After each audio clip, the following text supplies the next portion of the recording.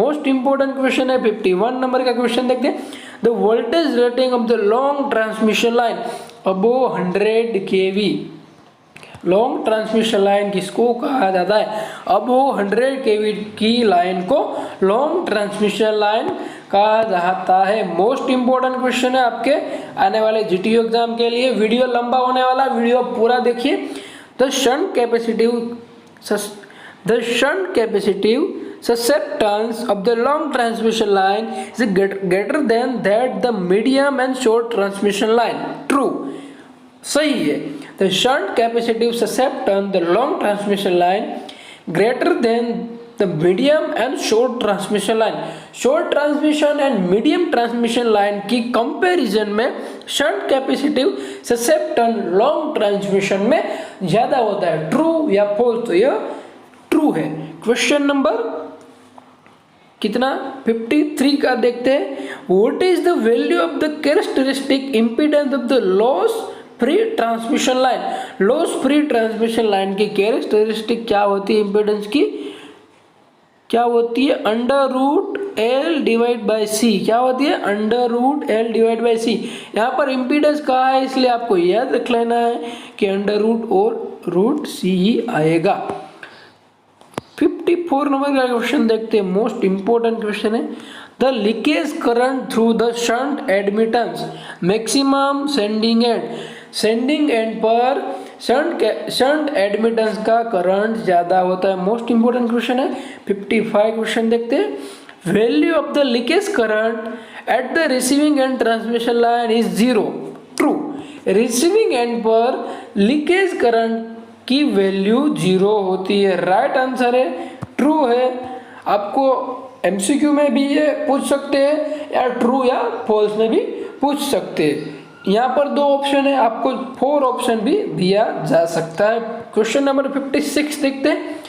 The instantaneous voltage wave in the long transmission line as a function of the time and distance. Instantaneous voltage wave time और distance के मुताबिक function के related काम करते हैं। Question number 57 देखते हैं। At the any point along the line the instantaneous voltage the sum of the incident and the reflect the voltage, sum of the incident and the reflect the voltage। Right answer है। 57 number का question discussion कर लिया। हम 58 number का question discussion करते हैं।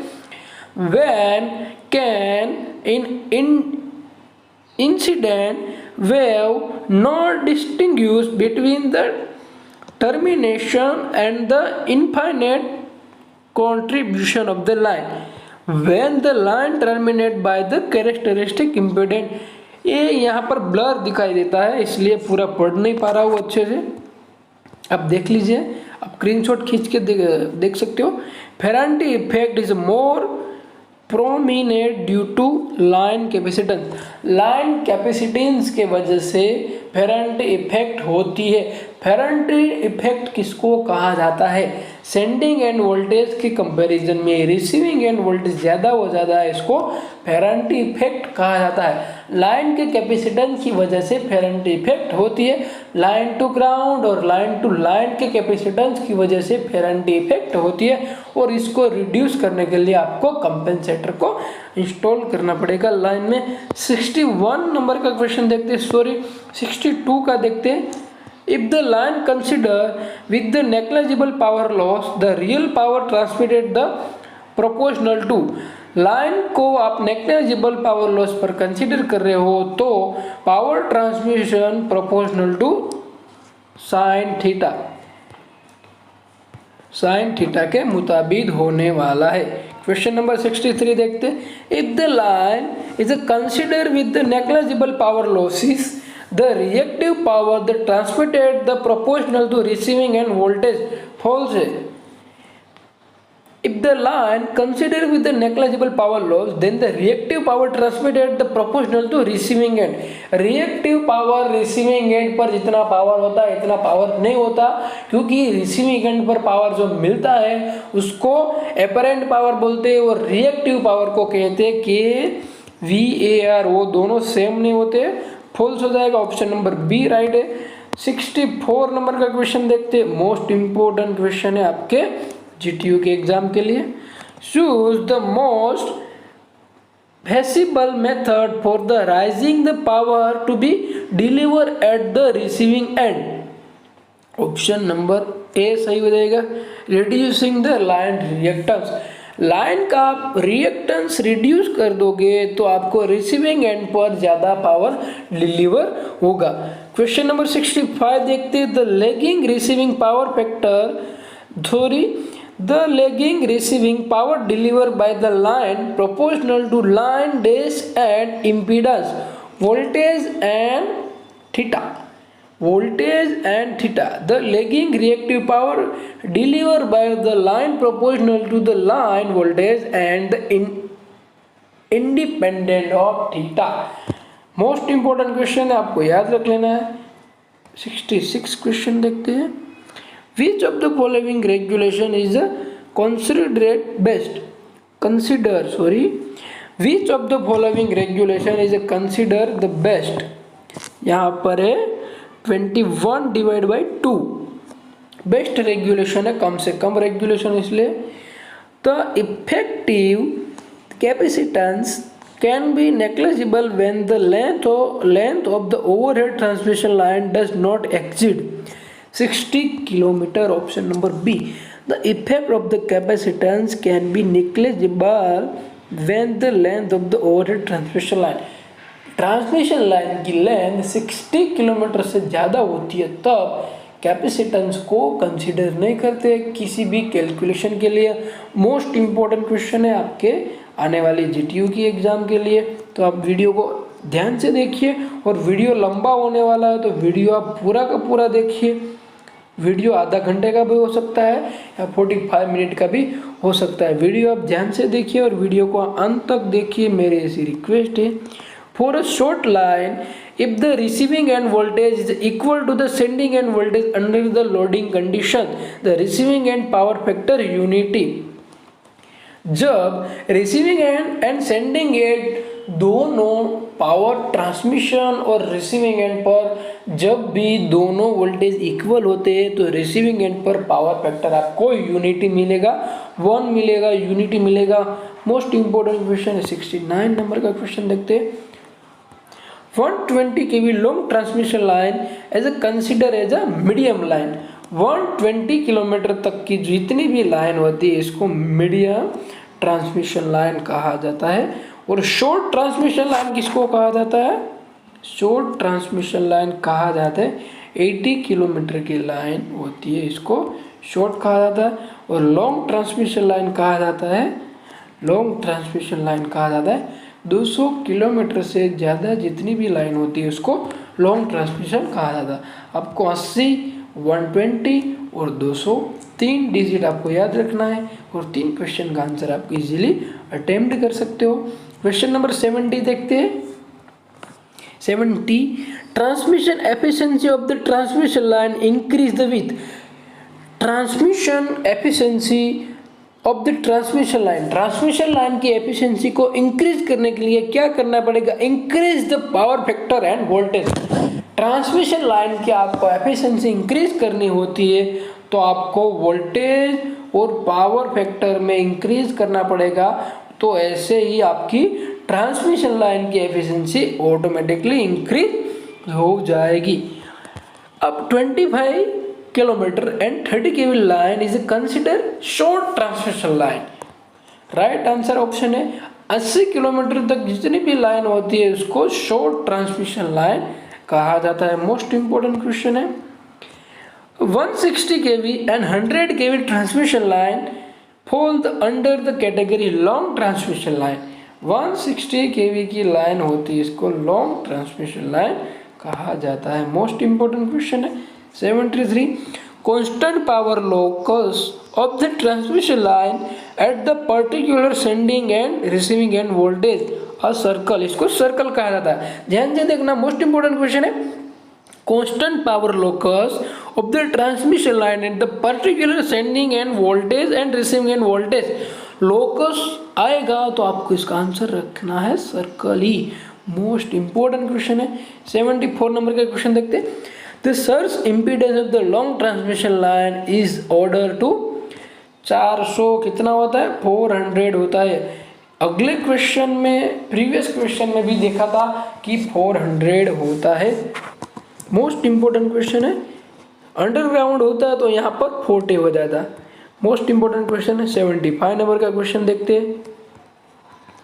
As the height of the transmission tower is increased, the all capacitance and the line induction respectively decrease the remain unchanged.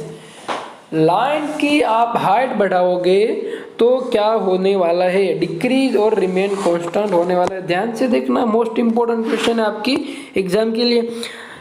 At the height of the transmission tower increase the line capacitance and the inductance respective. Line capacitance increase होने वाला है और inductance remain same होने वाला है। Line की जब जब कैपेसिटी बढ़ेगी, हाइट बढ़ेगी तो कैपेसिटेंस इंक्रीज होने वाला है और इंडक्टेंस रिमेनिंग सेम होने वाला है। मोस्ट इंपॉर्टेंट क्वेश्चन है फेरेंटिंग effect. Ferranting effect is not problem to short transmission line. Short transmission line में Ferranting effect को कंसिडर नहीं कंसिडर किया जाता। लॉन्ग ट्रांसमिशन लाइन में और मीडियम ट्रांसमिशन लाइन में Ferranting इफेक्ट को कंसिडर किया जाता है। मोस्ट इंपॉर्टेंट क्वेश्चन है। और Ferranting इफेक्ट किसको कहा जाता है, मैंने अगले क्वेश्चन में भी बताया था कि सेंडिंग एंड के कंपैरिजन में रिसीविंग एंड पर वोल्टेज बढ़ जाता है, इसको कहा जाता है फेरेंटी इफेक्ट। क्वेश्चन नंबर 77 देखते हैं। What happens during the Ferranti effect.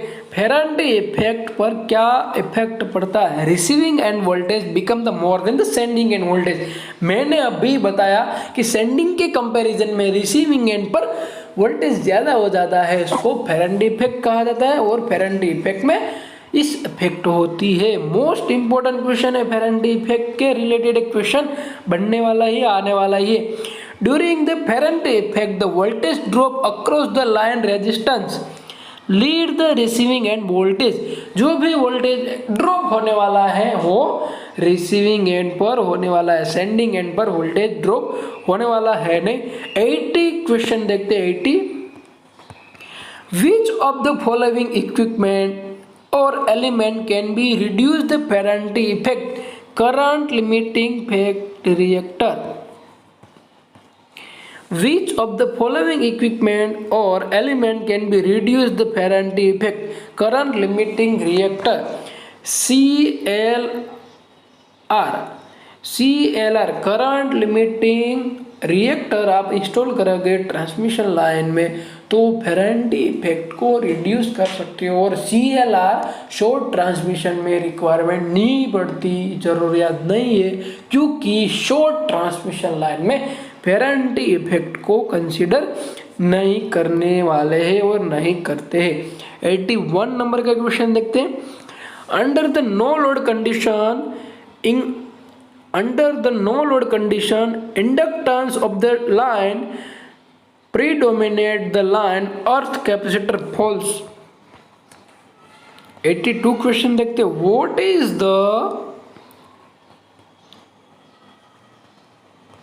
What is the limit within which the consumer and the terminal voltage should be maintained?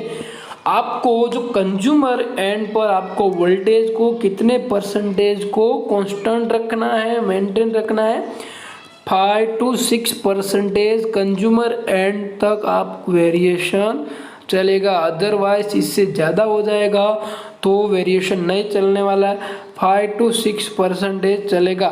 यहाँ पर वोल्टेज बताया, फ्रीक्वेंसी कितनी होती है 5%, कितनी होती है 5% फ्रीक्वेंसी में डिफरेंट आएगा तो भी चलेगा। वोल्टेज में 6 और फ्रीक्वेंसी में 5। मोस्ट इंपॉर्टेंट क्वेश्चन है। एक क्वेश्चन के एक्सप्लेन करता हूँ, साथ में मैं दूसरा क्वेश्चन भी आपको एक्सप्लेन कर देता हूँ, इसलिए वीडियो लंबा होने वाला है, तो वीडियो आप अंत तक देखिए, ऐसी मेरी रिक्वेस्ट है। वीडियो ऑलरेडी 25 मिनट का हो चुका है, वीडियो आधा घंटे या 45 मिनट का भी हो सकता है। 83 नंबर का क्वेश्चन देखते हैं। What is the main reason of the maintaining the consumer end voltage with the prescribe the limit. आपको कंज्यूमर एंड में आपको वोल्टेज को क्यों मेंटेन करना है, ऐसा क्वेश्चन में कहा गया, क्योंकि for the satisfactory operation of the electric equipment, satisfactory of the equipment, जहाँ पर रेसिडेंस लोड होगा वहाँ पर सब इक्विपमेंट का लोड मेंटेन रहे, इसलिए सेटिस्फेक्शन मिले सब इक्विपमेंट को, इसलिए आपको मेंटेन करना है ±6%। क्वेश्चन नंबर 84 देखते हैं। Which of the following equipment is not use the voltage control? कौन सा इक्विपमेंट से आप वोल्टेज को कंट्रोल नहीं कर सकते? इंडक्शन जनरेटर से आप वोल्टेज को कंट्रोल नहीं कर सकते, टैप चेंजर ट्रांसफार्मर से, सीरीज कंपेंसेटर से और सिंक्रोनस फेज मॉडिफायर से आप वोल्टेज को कंट्रोल कर सकते हो। ऑप्शन नंबर बी राइट हो जाएगा। मोस्ट इंपोर्टेंट क्वेश्चन है आपके आने वाले जीटीयू एग्जाम के लिए। 85 नंबर का क्वेश्चन देखते हैं। मोस्ट इंपोर्टेंट क्वेश्चन है आपके आने वाले जीटीयू एग्जाम के लिए। What is the full form of the AVR? What is the full form of the AVR? These the terms of the related voltage control. तो एवीआर का फुल फॉर्म है automatic voltage regulator. क्या होता है? Automatic voltage regulator. 86 number का question देखते हैं। On which side of the transformer tap changer is provide? कौन सी साइड पर टैप चेंजर को प्रोवाइड किया जाता है? ट्रांसफॉर्मर में एचवी और एलवी वाइंडिंग होता है और टैप चेंजर को प्रोवाइड किया जाता है हाई वोल्टेज के साइड। क्योंकि हाई वोल्टेज के साइड क्यों किया जाता है वो एक डिफरेंट क्वेश्चन है, अलग क्वेश्चन है, वो भी मैं एक्सप्लेन कर देता हूँ। क्योंकि एलवी साइड करंट लेस होता है, इसलिए एलवी साइड टैप चेंजर को माउंट किया जाता है। इस क्वेश्चन भी आपका आ सकता है। मोस्ट इंपोर्टेंट क्वेश्चन है क्वेश्चन नंबर 87 देखते हैं। On what concept the electrically short, medium and long line based on? Physically length of the line. Line की लेंथ कितनी होती है इसके मुताबिक शॉर्ट, मीडियम और लॉन्ग ट्रांसमिशन लाइन को क्लासिफाई किया जाता है। लाइन की लेंथ कितनी होती है इसके मुताबिक किया जाता है। क्वेश्चन नंबर 88 देखते हैं। मोस्ट इंपोर्टेंट क्वेश्चन है आपके आने वाले जीटीयू एग्जाम के लिए। The capacitance effect can be neglected which among the transmission line? ये दूसरी बार क्वेश्चन रिपीट हो रहा है। शॉर्ट ट्रांसमिशन लाइन में कैपेसिटेंस की इफेक्ट को नेग्लिजिबल कंसीडर कर सकते हो। शॉर्ट ट्रांसमिशन लाइन में कैपेसिटेंस की इफेक्ट को नेग्लिजिबल कंसीडर कर सकते हो। मीडियम और लॉन्ग ट्रांसमिशन लाइन में आपको कैपेसिटेंस की इफेक्ट को कंसीडर करना है। डिफरेंट क्वेश्चन ये आ सकता है। 89 नंबर का क्वेश्चन देखते हैं। In modeling the short length overhead transmission line, why it is the line capacitance to ground is not considered finite but very small? Option number B right answer है। In the modeling in the short length overhead transmission line, why is the line capacitance is grounded not considered finite but very small? वो small transmission line में capacitance small होता है इसलिए इसको consider नहीं करते। Most important question है आपके आने वाले एग्जाम के लिए। क्वेश्चन नंबर 19 देखते हैं। मोस्ट इंपोर्टेंट क्वेश्चन है। In a short transmission line voltage regulation is the zero when the power factor angle of the load receiving end side equal to 10 inverse R divide by X। Option number B right हो जाएगा। Question number 91 देखते हैं। What is the power factor angle the load the maximum voltage regulation?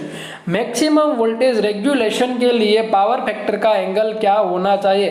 10 inverse X divide by R होना चाहिए। Option number A right हो जाएगा। आपने अगले क्वेश्चन पर देखा होगा 10 inverse R divide by X, वो किसके लिए है? Load the receiving end side equal, इसके लिए। मोस्ट इंपोर्टेंट क्वेश्चन है क्वेश्चन नंबर 93 देखते हैं। For a short line if the receiving end voltage equal to the sending end voltage under the loading condition the receiving end power factor leading. Receiving end power factor leading होगा जब short transmission line हो, तब receiving end sending end voltage दोनों equal हो, तो अब receiving end and power factor leading होने वाला है। क्वेश्चन नंबर 94 देखते हैं, zero voltage regulation is possible only leading power factor. Leading power factor में जीरो वोल्टेज रेगुलेशन पॉसिबल है और वोल्टेज रेगुलेशन ट्रांसमिशन लाइन का कम हो अच्छा है ना। क्वेश्चन नंबर 95 देखते हैं, नहीं 96 देखने वाले हैं क्योंकि वो न्यूमेरिकल है और न्यूमेरिकल में टाइम ज़्यादा जाने वाला है, इसलिए हम यहाँ पर डिस्कशन नहीं करने वाले। अ transmission line has 50 kilometre operating the frequency 50-100, find the type of the line. Long transmission line, आप यहाँ पर ध्यान रखना 80 किलोमीटर तक शॉर्ट ट्रांसमिशन लाइन होती है, बट यहाँ पर फ्रीक्वेंसी 50 हर्ट्ज से 500 है, इसलिए इसको लॉन्ग ट्रांसमिशन लाइन कहा जाता है। आप ओनली किलोमीटर नहीं देखना, केवीए रेटिंग और फ्रीक्वेंसी साथ में देखना, अदरवाइज आपका क्वेश्चन रॉन्ग हो जाएगा। नेक्स्ट क्वेश्चन देखते हैं, इससे आप समझ जाएंगे। और transmission line has 20 kilometre operating frequency, sorry दोस्तों, a transmission line has 20 kilometre operating at the frequency 10 hertz, the finding the type of the line. यहाँ पर 200 किलोमीटर है तो आपको माइंड में क्लिक कर जाएगा कि लॉन्ग ट्रांसमिशन लाइन है, बट यहाँ पर फ्रीक्वेंसी 10 हर्ट्ज है, इसलिए वो शॉर्ट ट्रांसमिशन लाइन होने वाली है। क्वेश्चन नंबर 98 देखते हैं, मोस्ट इंपोर्टेंट क्वेश्चन है। In a which of the following transmission line capacitance effect is the negligible? कौन सी ट्रांसमिशन लाइन में तीसरी बार क्वेश्चन रिपीट हो रहा है, घुमा फिरा के वो क्वेश्चन पूछ रहे हैं, आपको उल्टा घुमा फिरा के क्वेश्चन पूछ सकते हैं। शॉर्ट ट्रांसमिशन लाइन में कैपेसिटेंस के इफेक्ट को नेग्लिजिबल कंसीडर कर सकते हैं, उसको कंसीडर नहीं किया जाता है। Communication line are traded as a long transmission line. Question number 99 है, communication line as traded as a long transmission line. Long transmission line में ही communication होता है। क्वेश्चन नंबर 100 देखते हैं, if the rated receiving end voltage 33 kV, then the what are the limit for the safe operating equipment? 30 kV की line है तो operating equipment कौन सी limit तक सेफ है? 31.35 टू 34.65, इससे 10% कम और 10% ज़्यादा की लिमिट पर वो इक्विपमेंट सेफ होते हैं। मोस्ट इम्पोर्टेंट क्वेश्चन है आपके आने वाले हैं।